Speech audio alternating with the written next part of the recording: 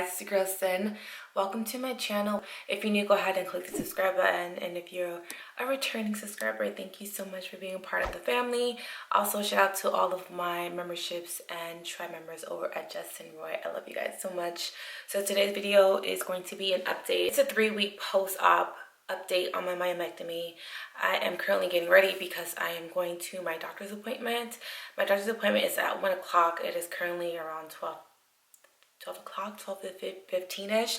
I still cannot drive, so I am waiting on someone to take me to my doctor's appointment. Hopefully today, crossing my fingers, I get cleared to drive, but you guys know I drive a Jeep and the ride is really rough, and with my incisions, we're gonna see if that kind of gets cleared today, because I really want to start driving again, and I don't want to rely on anyone else to kind of like take me anywhere or rely on people to pick me up and things like that. So hopefully I get cleared to drive today. Also, they're going to check my incisions and make sure that everything is okay and that I am healing properly. So I wanted to take you guys on this little journey, but also I want to talk to you guys a little bit about what's been going on with my body and how I've been feeling lately. But before I get into that, let's head to my doctor's appointment.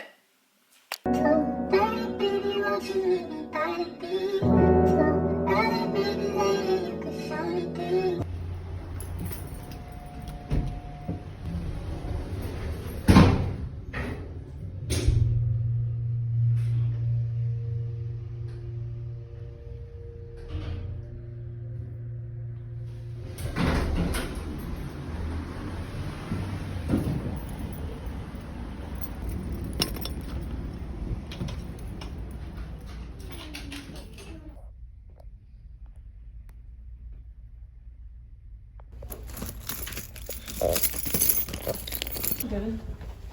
It's cold in here. Yeah, it's really pretty chilly.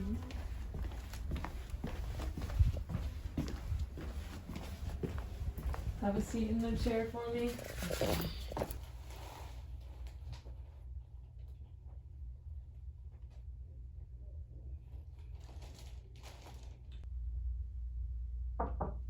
Yes. Hi, Cynthia. Sorry for the wait. How are you? I'm good. How are you? Good. You look great. How are you feeling? Today's good. Okay. Yeah. All right. Is today the first good day? Yeah. Okay. All right. How's your pain been in general? It's been okay. Mm-hmm. Not that bad. Okay. What are you taking? The tramadol, the gabapentin, the ibuprofen, and the Colace. Okay. You still taking all of those? Yes. Okay. Do you feel like you need it all? I haven't been taking the tramadol. Mm-hmm. I've only been taking the ibuprofen. Okay. Yeah, for the pain. Okay. Are you still taking the gabapentin? Yes. Okay. Okay. And do you feel like that's enough? The gabapentin and the ibuprofen? Yeah. Okay. And how's your bowel movements? I know you said you're taking the Colace. Yeah, they're normal. Okay. And how about bladder function? I've been peeing like every couple of hours. Okay. Yeah. All right. Any pain or burning, or just that it's been more frequent? It's just frequent. Okay. Okay. Yeah, sometimes that can happen after, just as everything's sort of shifting around after the surgery. How about bleeding? None. Okay. Okay. All right. Any other symptoms that you're having? No. Not really. Just a lot of sleepy. I'm like really sleepy all the time. Mm-hmm. Yeah, I think that's one of the things that surprises people the most after the surgery. Because people expect pain, they expect bleeding, but the fatigue that happens is something that usually catches people by surprise a bit, and that's common. Okay.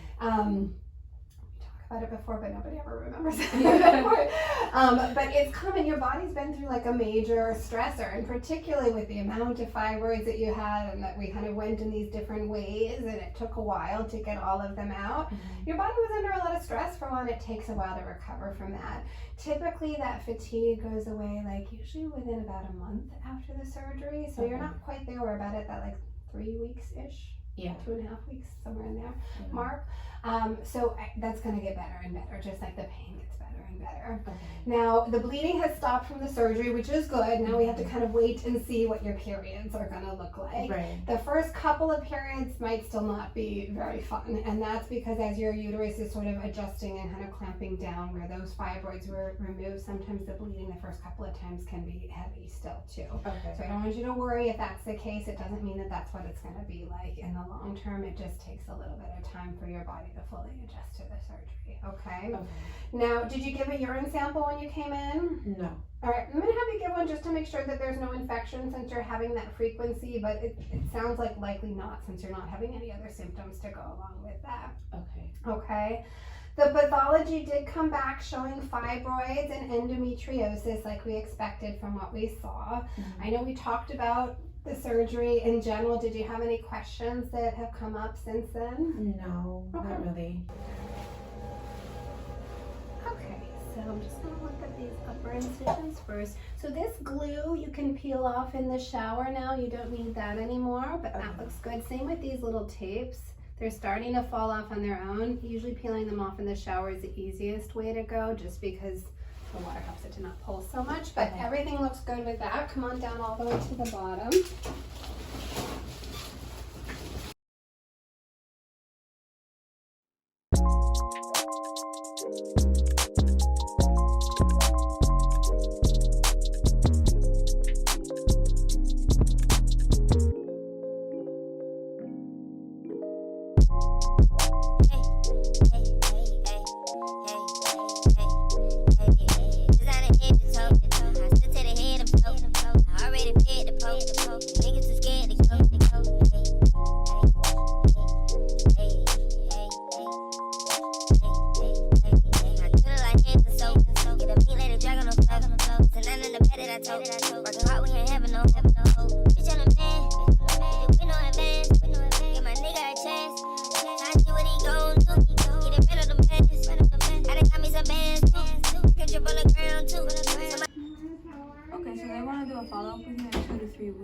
Okay. Do you prefer mornings, afternoons? Morning is fine. Okay, let me see what I have. Appointment card? Yeah, sure. That's fine. Your date of birth?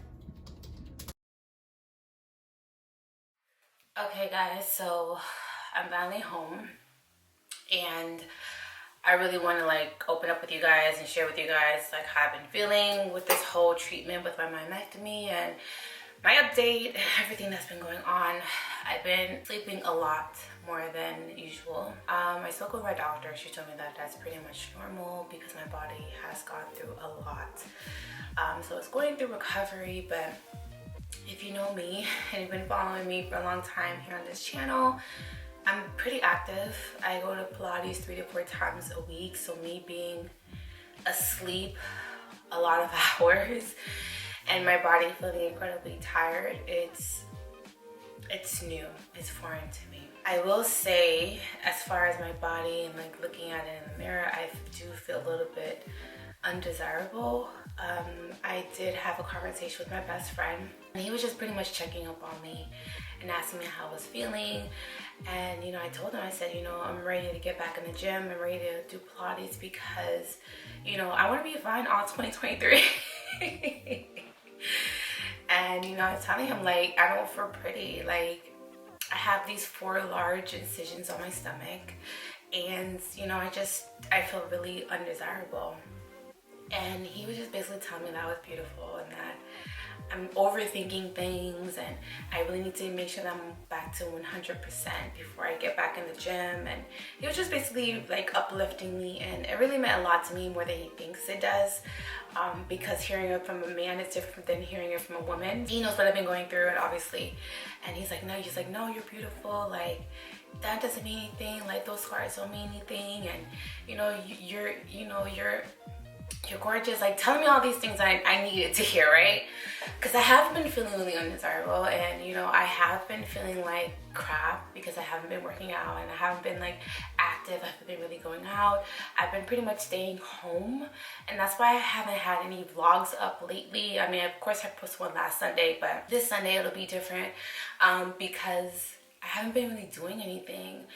You guys probably won't get any real vlogs. You guys won't get any really good vlogs until February, until I'm like actively up on my feet again, going out more and kind of doing more things. January has been really low key and it's all about my healing journey and kind of like getting myself recharged. I do miss my clients tremendously.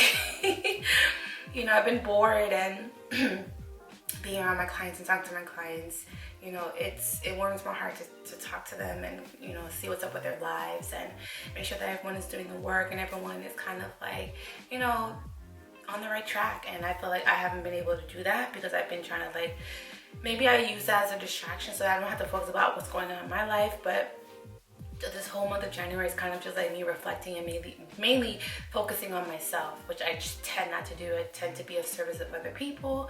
So I feel like the month of January is just like, no, Cyn, you need to really focus on yourself. So that's what I've been doing.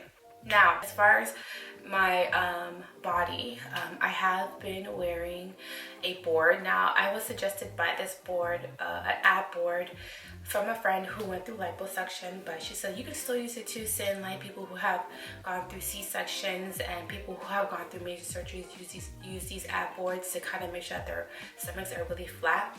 So I went ahead and brought one off of Amazon, and what this ab board does is kind of like holds you in place after major surgery. So the board is not really flexible, it's incredibly stiff, and this board is used to kind of like keep everything in place and to kind of apply a lot of pressure and compression inside of my faja. So what I've been doing is putting inside of my faja.